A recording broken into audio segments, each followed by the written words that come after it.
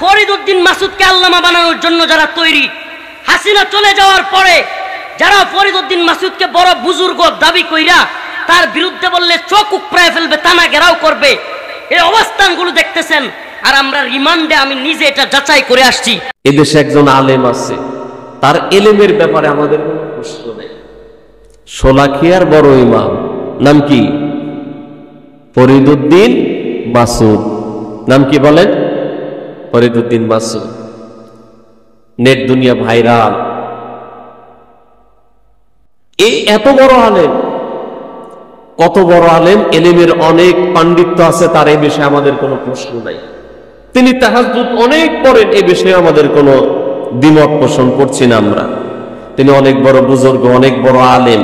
কিন্তু শাহবাগে ইমরান এই সরকার এবং তার দোসরেরা যে মঞ্চ বানিয়েছিল, ওটা কি মুসলমানদের পক্ষে ছিল না বিপক্ষে ছিল?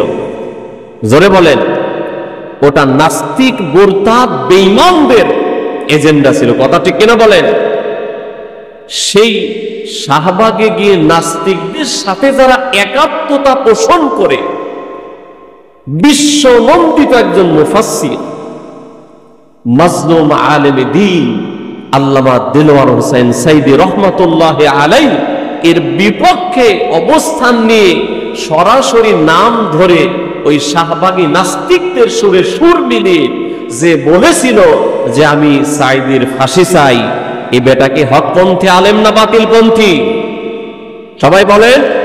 বড় আলেম হোক, এলেমের পাণ্ডিত্য থাক, এ কখনোই হকপন্থী আলেম হতে পারে না।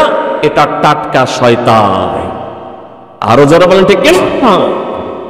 শুধু তাই না, এদেশের অন্যতম একজন পীর, চরমনাইয়ের পীর, এদের নায়েবে আমির, বর্তমান সময়ে এই শাহবাগী আলেম ফরিদউদ্দিন মাসুদ সাহেবের পক্ষ নিয়ে বলেছেন, যদি তার বিরুদ্ধে কোনো মামলা হয় তাহলে আমরা থানাও ঘেরাও করব। তার বিরুদ্ধে কোনো মামলা দেওয়া যাবে না। আমি বলতে চাই, পীর সাহেব আপনি সেদিন কোথায় ছিলেন? এই বক্তব্য তো আপনি সেদিন দিতে পারেন নাই যেদিন আল্লামা মামুনুল হককে গ্রেফতার করা হয়েছিল।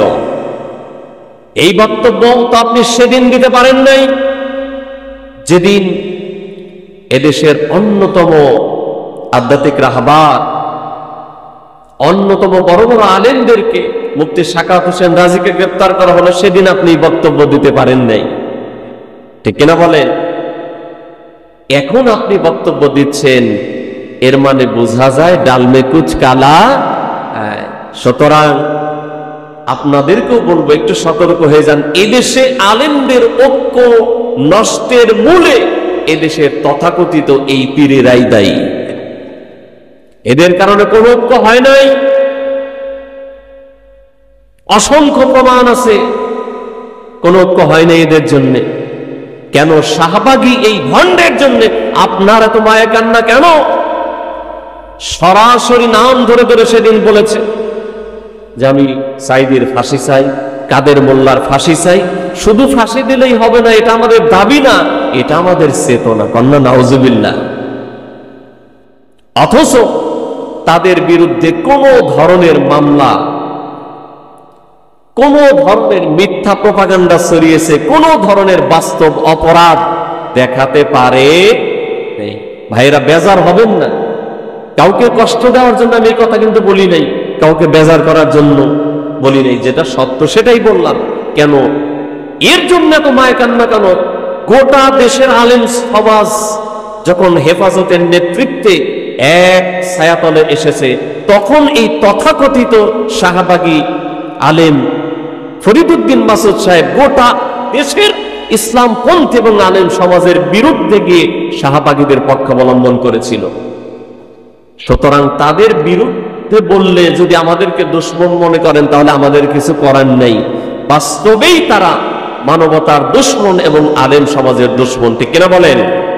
সুতরাং কে তাদের পক্ষ নিল আর কে না নিল সেটা আমাদের দেখার বিষয় না। এদেরকেও, এই জাতীয় তাগুতের দোসর আলেমদেরকেও গ্রেফতার করে আইনের আওতায় আনা উচিত।